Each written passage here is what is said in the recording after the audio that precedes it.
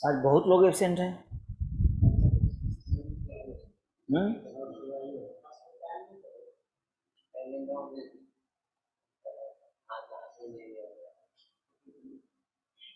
धीरे धीरे खिसका रहे हैं, तब ना बच्चे लोगों का जो है हैबिट बनेगा। अरे और उसके बाद 4 बजे सुबह लगवा देंगे क्या? ठंडी के टाइम में 4 बजे क्लास रहेगा, स्नान करके चूड़ा दही चीनी खा लेना है सवेरे में 4 बजे।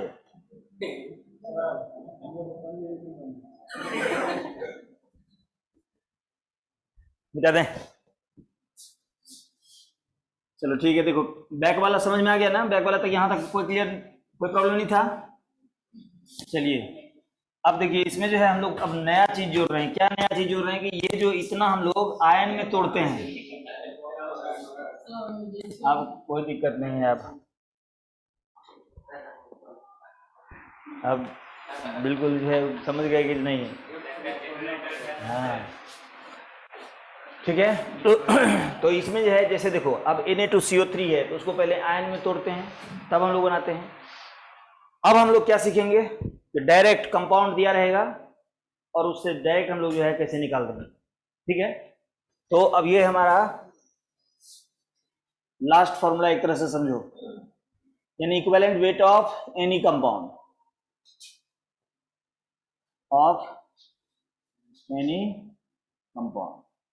किसी कंपाउंड का कैसे निकालेंगे हम लोग सीधा। तो यहां पे हो जाएगा equivalent weight of compound is equal to formula weight, ये तो है ही, बाय वैलेंस फैक्टर।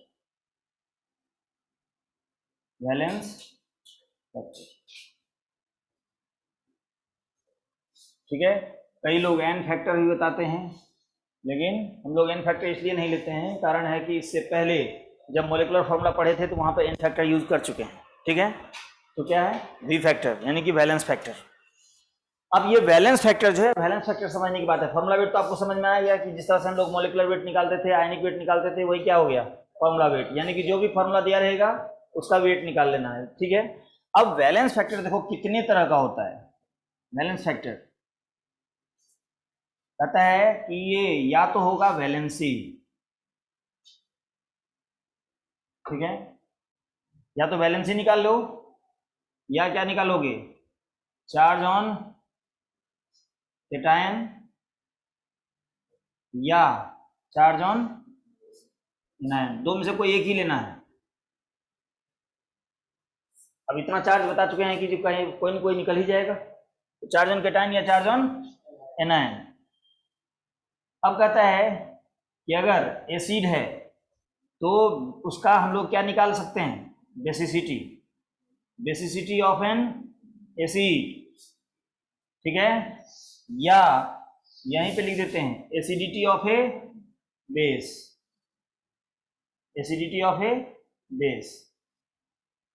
इसमें से जो भी चीज समझने वाला होगा सब बताएंगे, ठीक है ना।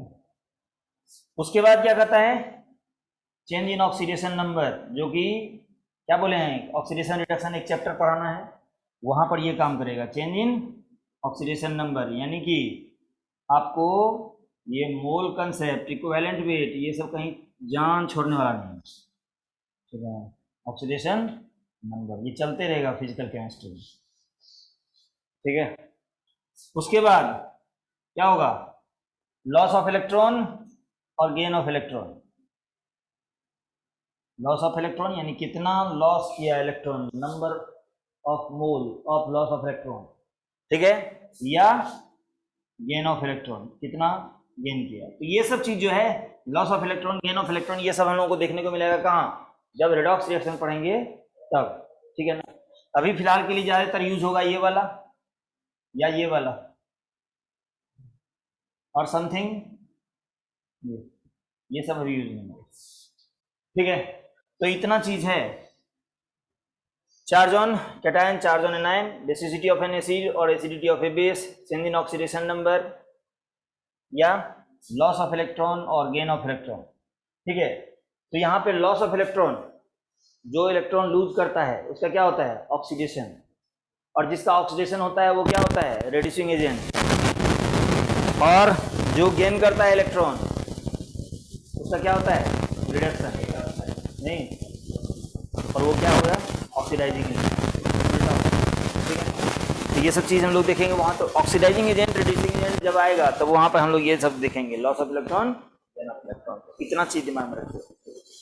अब देखो फटाफट हम लोग कोशिश करेंगे। पहले तो वैलेंसी, वैलेंसी क्या होता है, वैलेंसी तो तुम लोग पढ़ चुके होंगे 9, 10, 6, 7, 8, 9।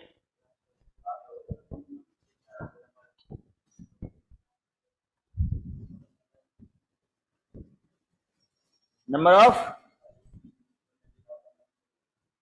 तो वैलेंस इलेक्ट्रॉन तो तुम पहले ही बोल दिया।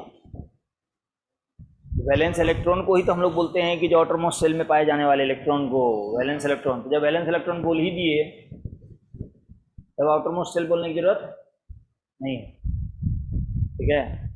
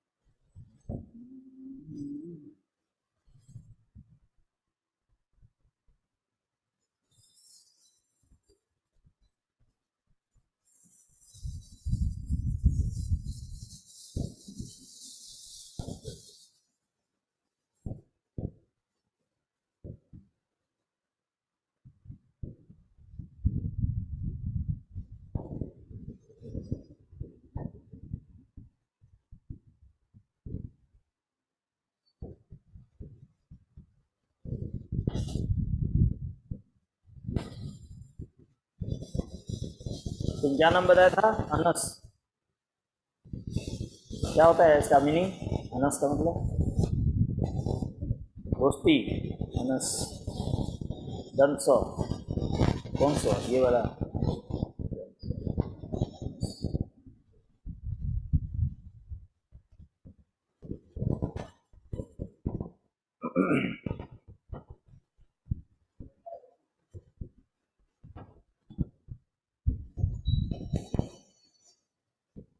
मिटा दें,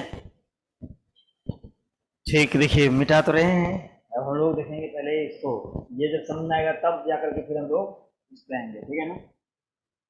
मुझे तो पता पड़ा कि वैलेंसी ही समझ में नहीं आ रहा है, और वैलेंसी में मेरे ख्याल से तो तुम लोगों को महारत हासिल होगा बस वैलेंसी, क्या।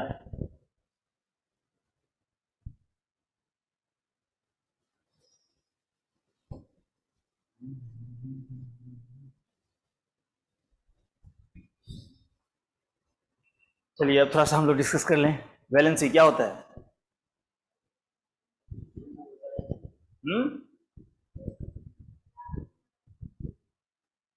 लास्ट नंबर ऑफ इलेक्ट्रॉन,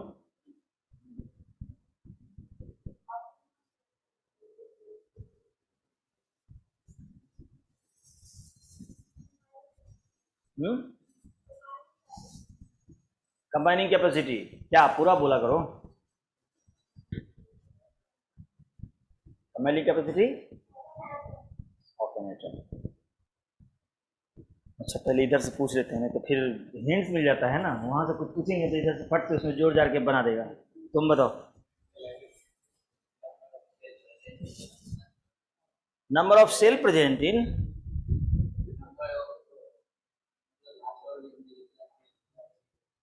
अरे लास्ट ऑर्बिट, ऑर्बिट को ही तो सेल बोलते हैं, तो लास्ट ऑर्बिट में सेल प्रेजेंट कैसे होगा? चुप।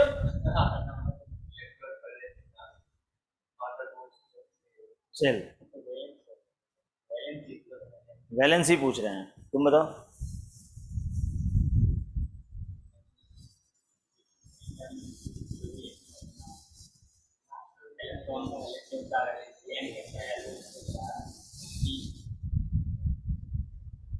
उसी को वैलेंसी कहते हैं।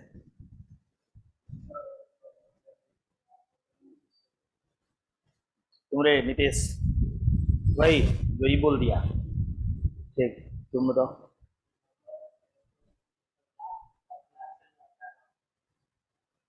उसी को वही number of valence electron. Saif या फैज, तुम्हारे नाम में कंफ्यूज करते हैं हम। सैफ, मोहम्मद कैफ का भाई ना, याद रहेगा। सैफ। अच्छा।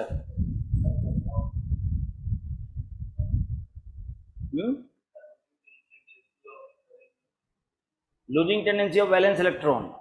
अच्छा गोविंद।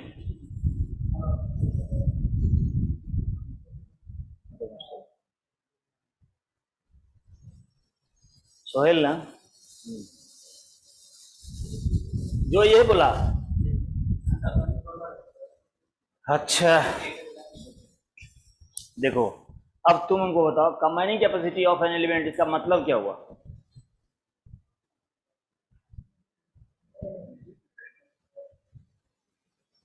बताओ।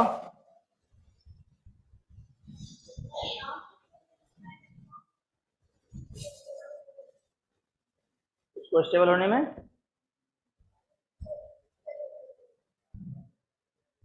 क्या, जैसे देखो, जैसे कहने का मतलब कि तुम बोले ना कि combining capacity of an atom, तो इसका मीनिंग कुछ समझती होगी ना कि combining capacity of an atom का मतलब क्या हुआ? बेचक बोलो एकदम, क्या होगा, ज्यादा से ज्यादा गलत हो जाएगा, इससे ज्यादा कुछ हो सकता है? इतना आदमी तो बोला, सब तो गलत ही बोला है।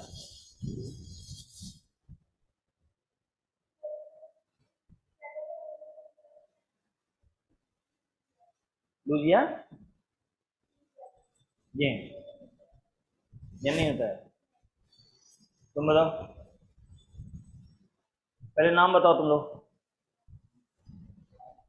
अदीमा, अदीबा, सादिया, साजिया, सादिया।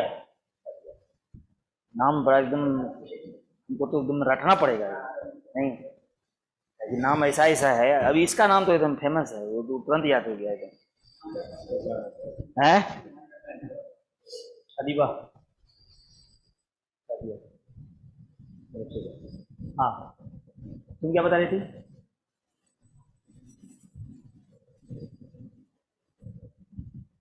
उसका इलेक्ट्रॉन चाहिए, तो मतलब वो तो क्या होगा, गेन की बात हो गई। ये बोली कि गेन होता ही नहीं है। गेन होकर भी स्टेबल हो सकता है, लूज होकर के भी स्टेबल हो सकता है, मतलब लॉस और गेन है ना, समझ में आया? लॉस और गेन बोथ होता है, ठीक है। तुम क्या बोली थी कि ऑटोनोमस सेल में पाए जाने वाले इलेक्ट्रॉन को वैलेंसी कहते हैं। वो वैलेंस इलेक्ट्रॉन होता है। जो लोग बोले हैं ये सब जान लीजिए कि लास्ट ऑर्बिट में पाए जाने वाले नंबर ऑफ इलेक्ट्रॉन को क्या कहते हैं? वैलेंस इलेक्ट्रॉन, ठीक है। वैलेंस इलेक्ट्रॉन और वैलेंसी दोनों अलग चीज, समझना गया? इसीलिए पूछे कि वैलेंसी में आप लोग महारत हासिल किए हुए होंगे, तो वो तो दिख गया। अच्छा अच्छा, हाँ सही बात, सही बात है।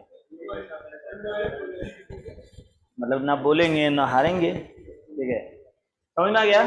तो देखो अब वहां पर क्या हो रही है बात कि जैसे वैलेंस इलेक्ट्रॉन है, अब जैसे वो बोली एक बहुत बढ़िया सेंटेंस क्या कि combining capacity of an element is called their valency. Book में देखोगे तो यही लिखा रहता है, लेकिन वही जब पूछते हैं स्टूडेंट से अच्छा इसका मीनिंग तुम क्या समझे, तो वही एएमयू वाला हाल हो जाता है, ठीक है। एएमयू का पूरा डिफिनेशन याद है, लेकिन उसका मीनिंग क्या हुआ नहीं पता, ठीक है। कंबाइनिंग कैपेसिटी, अब इसको आज क्लियर कर लो एकदम, क्योंकि ये चीज जो है एकदम, कंबाइनिंग कैपेसिटी का मतलब हिंदी मीनिंग क्या होता है? कंबाइन करने की क्षमता। कंबाइनिंग कैपेसिटी मतलब कंबाइन करने की क्षमता। अब यहां पे कहता है कि कंबाइन किस चीज से कंबाइन करेगा? इलेक्ट्रॉन से कंबाइन करेगा? नहीं, जैसे वहां पर क्या होता है कि दो इलेक्ट्रॉन मिलकर के एक बॉन्ड बनाता है ना, देखते हो यहाँ पे ऐसे ये बॉन्ड बनता है। इसका मतलब है कि यहाँ पे क्या होता है, या तो इलेक्ट्रॉन लूज करेगा या इलेक्ट्रॉन गेन करेगा। किस चीज के लिए? बॉन्ड फॉर्मेशन के लिए। बॉन्ड फॉर्मेशन के लिए, समझ में आया? बॉन्ड फॉर्मेशन के लिए। अब यहाँ पे कहता है कि बॉन्ड फॉर्मेशन, केमिकल बॉन्डिंग तुम लोग पढ़ चुके हो 9th-10th में, वहां पे आयनिक बॉन्ड भी होता है और कोवेलेंट बॉन्ड भी होता है। तो वहां पर दोनों चीज होता है क्या? आइदर लॉस और गेन ऑफ इलेक्ट्रॉन और शेयरिंग ऑफ इलेक्ट्रॉन। समझ में आई?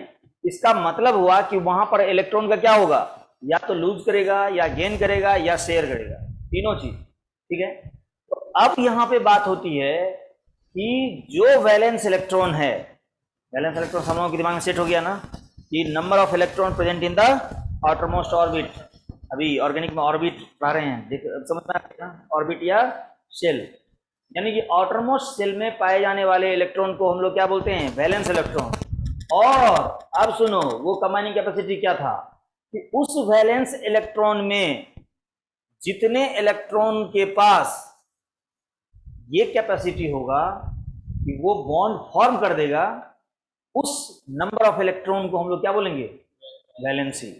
जैसे देखो, ये हमारा ऑक्सीजन है, ये ऑक्सीजन है, ये भी ऑक्सीजन है। ठीक है, अब यहां पर ऑक्सीजन के सराउंडिंग में वैलेंस इलेक्ट्रॉन कितने हैं? 2, 2 4, 2 6। ये होता है वैलेंस इलेक्ट्रॉन। वैलेंस इलेक्ट्रॉन कैसे निकालोगे? तो एटॉमिक नंबर, इसको जो है इलेक्ट्रॉनिक कॉन्फ़िगरेशन जो तुम लोग पढ़ के आए हो उस पर सेट करो, 2 6। तो ये हमारा क्या है? आउटरमोस्ट शेल में पाए जाने वाले इलेक्ट्रॉन। तो ये हमारा वैलेंस इलेक्ट्रॉन है। अब यहां पर जो है क्या करेंगे, इसका भी हम लोग वैलेंस इलेक्ट्रॉन लिख देंगे। लिख दिए। अब इस वैलेंस इलेक्ट्रॉन में से कितना इलेक्ट्रॉन के पास में है कंबाइनिंग कैपेसिटी? मात्र 2 इलेक्ट्रॉन। और ये दोनों आपस में बॉन्ड बना लेता है। समझ में आ गया? यानी O2 बॉन्ड बना। तो यहां पर अगर पूछेगा कि ऑक्सीजन का वैलेंसी कितना होगा, क्या कहोगे? कितना? 2।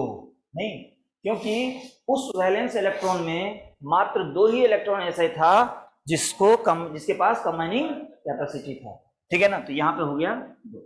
अब देखो, अब इस चीज को अगर बढ़िया से समझ गए तो एक नया कंसेप्ट आ गया, एक नया डेफिनेशन आ गया जो बुक में नहीं दिया रहता है जनरली। क्या? Number of bond around an atom is called there valence. जैसे ऑक्सीजन के सराउंडिंग में कितने बॉन्ड हैं? 2, इसीलिए वैलेंसी कितना हो गया?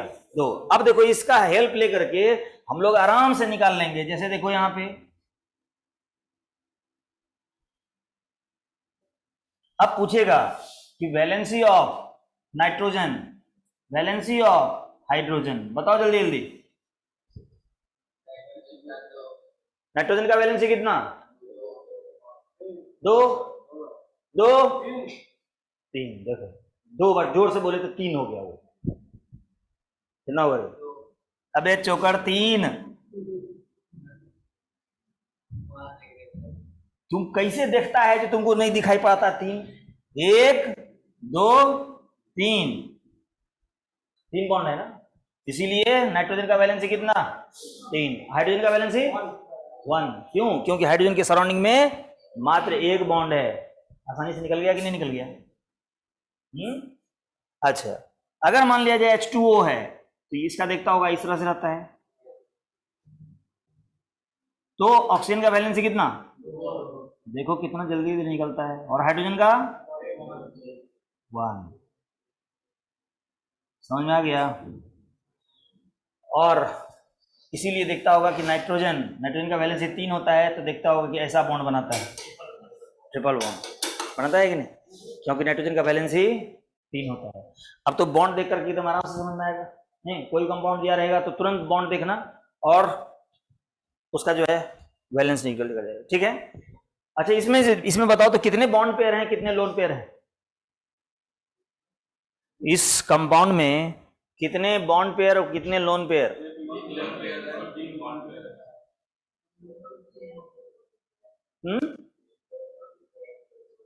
दो लोन पेयर और 3 बॉन्ड पेयर, सही बात है।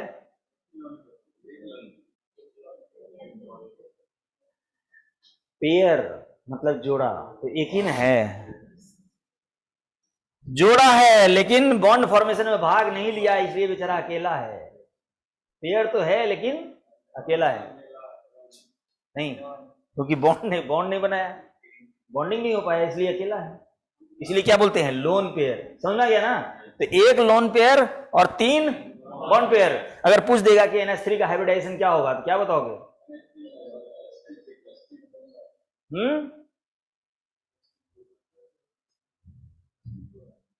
बढ़िया जोरो ना, जोरो घटाओ नहीं आता है। 3 बॉन्ड पेयर और 1 लोन पेयर, टोटल कितना हो गया? 4। 1 S और 3 या फिर, समझ में? यानी कि lone pair plus bond pair, इससे हम लोग हाइब्रिडाइजेशन निकाल लेते हैं, ठीक है ना? जो कि बता चुके हैं तुम लोगों को sp3 तक, वैसे सिखाएंगे भी। और ये सब चीज ऐसा है, क्या बात है तुम बार बार जमा ही ले रहा है, हमको अपनी नींद आ रही है अब तुमको देखते देखते।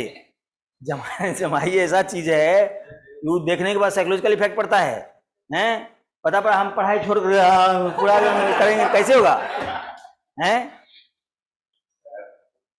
ठीक है, देखो यहां पर जो है H2O है, H2O, ठीक है? H2O में कितने बॉन्ड पेयर, कितने lone pair? 2 bond pair, 2 lone pair. Hybridisation क्या होना चाहिए? sp3। समझ में आ गया ना? तो sp3 स्ट्रक्चर कैसा होगा? टेट्राहेड्रल। ये अभी नहीं बताए हैं, ठीक है? मतलब धीरे धीरे कदम बढ़ाते हैं ना, धीरे धीरे, ताकि बोझ नहीं लगे।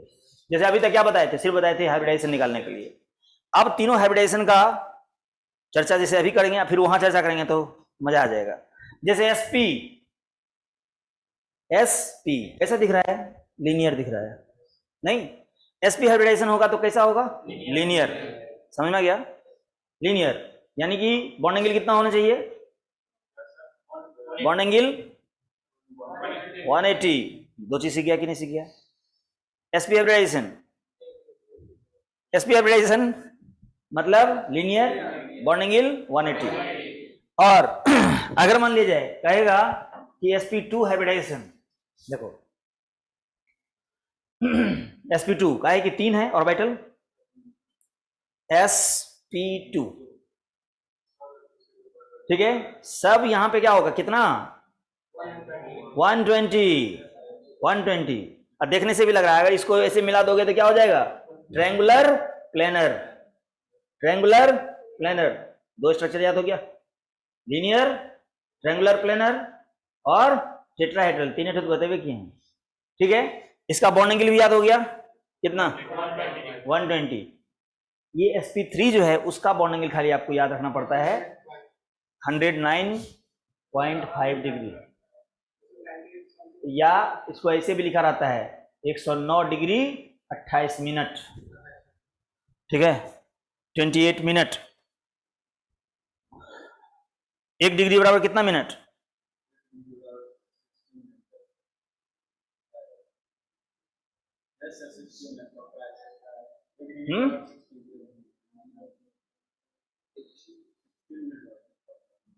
ठीक तो बोल रहा है। तो 1 डिग्री बराबर 60 मिनट, तभी तो हम लोग जो है इसको अप्रॉक्स कितना ले लिए हैं? 0.5 डिग्री, नहीं, चूंकि 28 2 30 मिनट बराबर कितना हो गया? Half degree. तो यहाँ पे 28 है, तो इसको अप्रॉक्स कितना ले लिए? 0.5। 4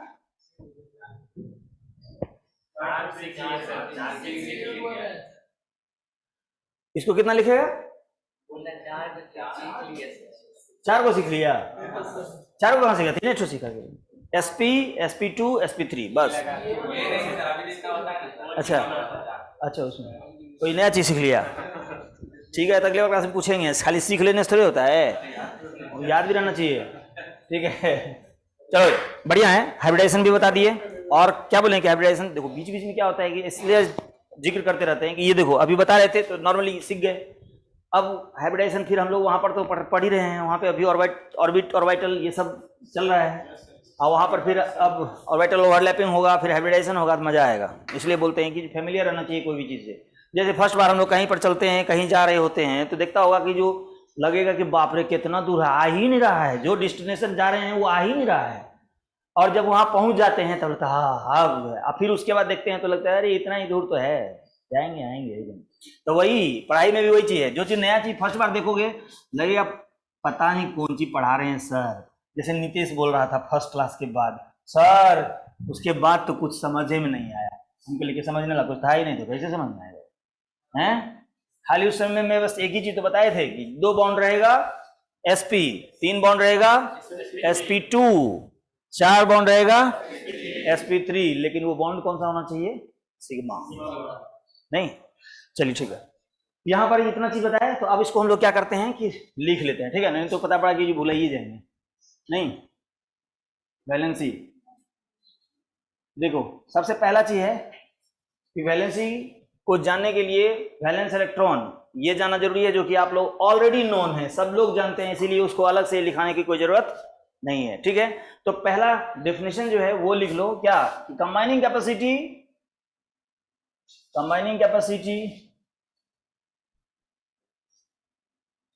of an element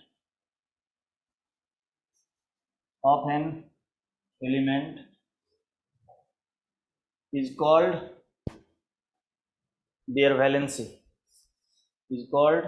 their valency, combining capacity of an element is called their valency। अब यहां पर जो है यहीं पे हम लिख देते हैं दैट इज, ताकि आपको जो है मीनिंग पता होना चाहिए कि इसका मतलब क्या हुआ। मतलब that is number of valence electron that has capacity to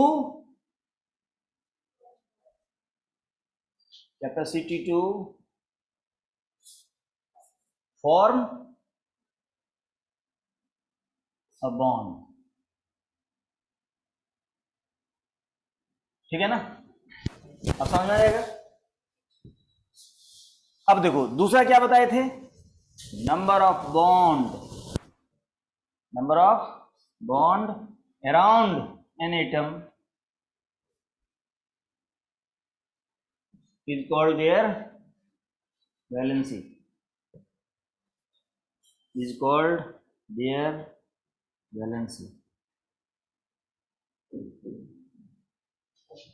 ठीक है। जैसे एग्जांपल जो बताए थे, क्या बताए थे कि O2 है, यहां पर वैलेंसी ऑफ O कितना हो जाएगा 2, N2 है,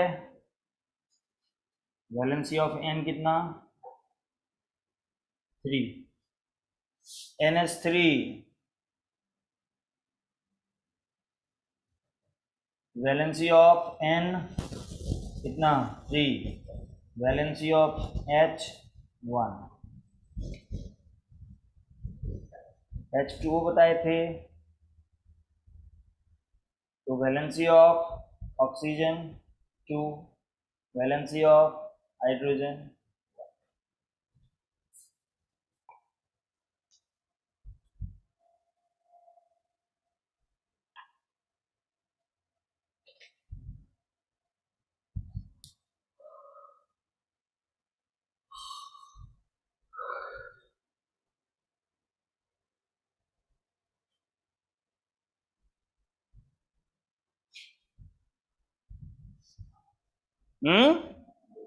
कुछ तो बोला तुम,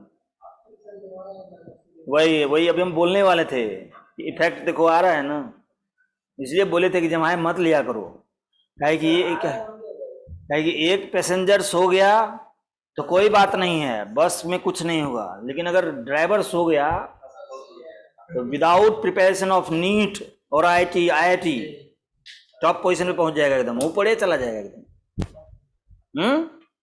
सब कुछ जाएगा।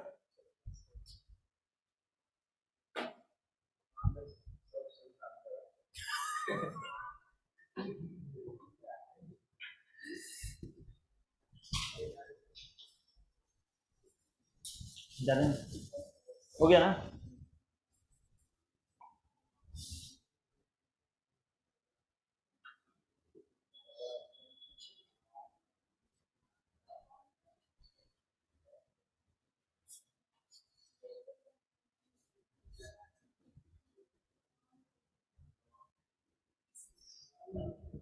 तीसरा क्या होता है? Criss cross method. Valency can be calculated by criss cross method. उसमें क्या होता है? उसमें होता है कि valency of one element is present on another and vice versa.